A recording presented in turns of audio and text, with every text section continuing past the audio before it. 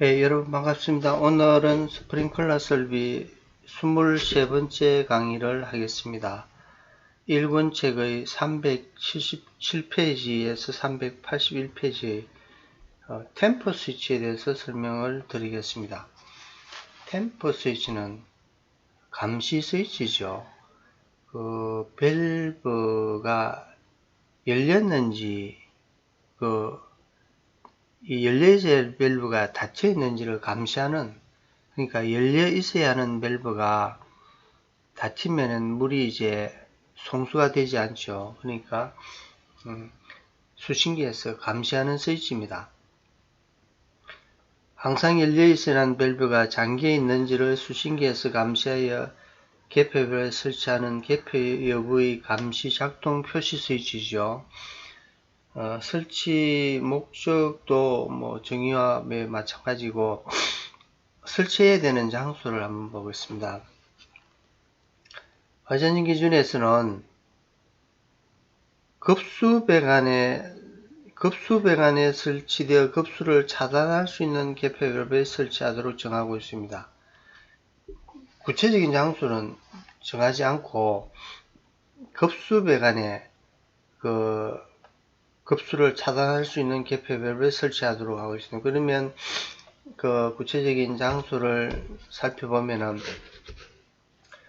주펌프의 흡입적 배관에 설치된 개폐밸브, 주펌프의 토출적에 설치된 개폐밸브, 그러니까 펌프실이죠.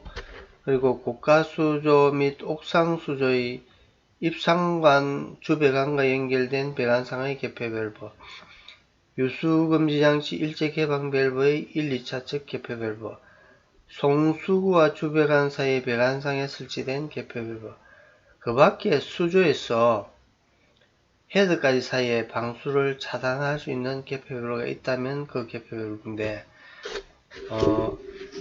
저희 책에서는 처음부터 충화펌프는 설치하지 않는다고 했습니다. 소방청에서도 그렇게 해석하고, 또 소방청에서 해석하지 않아도 급수배관에 설치되어 급수를 차단할 수 있는 개폐밸브니까 충화펌프의 배관은 급수배관이 아니고 충화배관입니다. 말 그대로 배관의 압력을 보충해주는 펌프고 배관이죠. 그런데 시중의 대부분의 책과 그리고 이 기사 시험의 모범 답안이나 그리고 인터넷에서도 카페 같은 데서도 학원에서 그렇게 하고 있죠.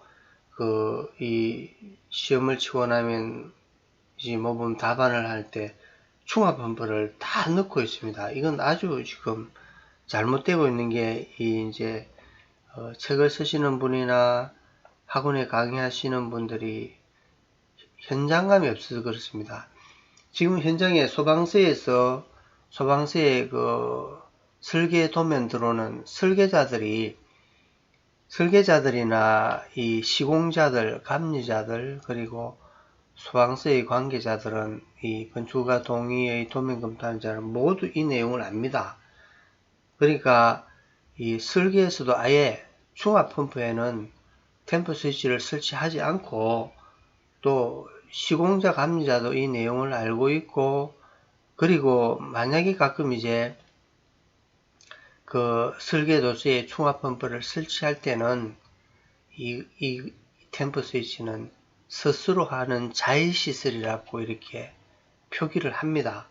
그런데 이제 이 내용을 모르고 학원의 강의하시는 분들은 계속 충화펌프를 정답으로 하고 있는데 이건 아주 지금 오해하고 있는 겁니다. 그리고 급수배관이 이제 화전지 기준에 정의를 했죠. 얘기를 했죠. 급수배관에 설치되는 개폐밸브에 템퍼 스위치를 설치하도록. 헤드에 급수하는 배관으로서 펌프와 송수구로부터, 펌프에서도 송수하고 소방차에서 송수구를 통해서 송수를 하죠. 헤드까지 이르는 배관이죠. 흡입배관의 풋밸브에서도 헤드 이런 배관, 송수구에서 헤드 이런 배관, 그리고 옥상수조에서도 자연 낙차 압력에 의해서 또 주배관으로 흘러내리죠. 중압펌프는 헤드에 급수하는 용도가 아니면 배관에 압력을 채우는 기능을 한다 했습니다. 템퍼 스위치를 설치해야 될 설비를 보면은 화재안전 기준에서는 스프링클러, 간이 스프링클러, 화재 조기 진압용 스프링클러, 물분무, 미분무, 보수화 설비 이렇게 정하고 있습니다. 근데 옥내 수화전, 옥외 수화전, 연결 송수관, 연결 살수, 연소 방지 설비는 화재안전 기준에서 설치하라는 기준이 없습니다. 그리고 설치하지 않습니다. 템퍼 스위치 설치 기준이 이제 8조 16항이죠. 여기 명확히 되어 있습니다. 급수 배관에 설치되어 급수를 차단할 수 있는 개폐 밸브. 얘는 개폐 상태를 감시 제어반에서 확인할 수 있도록 급수 개폐 밸브 작동 표시 스위치를 당 각호의 기준에 따라 설치해야 된다. 개폐 밸브가 잠길 경우에는 템퍼 스위치 동작으로 감시 제어반 또는 수신기에서 표시되어야 하며 경보도 발해야 됩니다. 수신기에서 표시등으로 어느 템퍼 스위치가 잠겼다 표시도 되고 경보음도 울리죠. 화재 경보음과는 다르게 이렇게 아주 수신기에서 작은 경보음이 울립니다. 템퍼 스위치 감시 제어반 또는 수신기에서 동작의 유무 확인 및 동작시험, 도통시험을 할 수, 감지기 회로의 동작시험과 도통시험처럼 이렇게 할 수 있어야 된다 이 말이죠. 전선은 내화 내열 전선으로 한다. 그런데 엄연히 중압펌프에 하지 않는 걸로 되어 있지만은 또 이제 그 청이 이제 그 의문스러우면은 소방청에 질의를 하지 않습니까? 질의의 신집에도 중압펌프는 설치 대상이 아니라 이렇게 엄연히 나와 있습니다. 그런데도 계속 그 학원에서 강의하시는 분들은 그 내용을 모르시고 이 중압펌프 여기는 템퍼 스위치를 설치하지 않습니다. 그러면 흡입축 배관 중압펌프에 설치하지 않으니까 중압펌프에 흡입축 배관도 하지 않습니다. 이것도 그 정답으로 그 학원에서는 줄기차게 얘기하고 있습니다. 주펌프의 토출적 개폐 밸브 그리고 송수구의 개폐 밸브 여기도 유수금지장치 1, 2차 측의 개폐 밸브 그리고 옥상수조에서 주배관과 연결되는 배관의 개폐 밸브 이 이상은 거의 없습니다. 이 중간에 이렇게 밸브를 설치할 이유가 없죠. 이 밸브도 해당이 되지 않습니다. 템퍼 스위치의 동작 시험을 그러니까 감시 제어반이나 수신기에서 동작 시험을 할 수 있도록 하라 기준에 되어 있죠. 그러면 P형 수신기의 경우는 동작 시험 버튼을 누르고 감지기 회로의 동작 시험과 도통 시험하고 동일하게 하는 겁니다.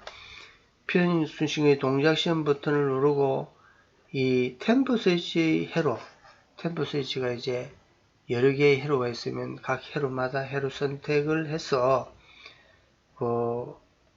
이 작동이 돼 가지고 표시등이 점등이 되고 경보음이 울리는지 확인하는 거죠. R형 수신기의 경우 회로 번호를 입력해서 작동 표시와 경보음이 발생하는지를 확인을 하면 되겠습니다. 도통시험도 맨 마찬가지로 감지기 회로의 도통시험과 동일하게 도통시험 버튼을 누르고 이제 그 회로 선택 스위치를 회로별로 이 시험을 합니다. 그리고 템퍼 스위치 회로의 말단 끝에 종단장이 설치되어야 수신기의 도통시험이 가능합니다. 그리고 지금 앞에 이제 좀 실무적인 부분을 설명을 드리겠습니다. 보통 이렇게 개폐 밸브마다 개폐 밸브마다 템퍼 스위치를 각각 회로를 설치하는 것이 제일 바람직하죠. 근데 이게 이제 현장에서는 설계하고는 잘 되지 않습니다. 이렇게 묶어 가지고 수신기에 1회로 이렇게 묶어 가지고 1회로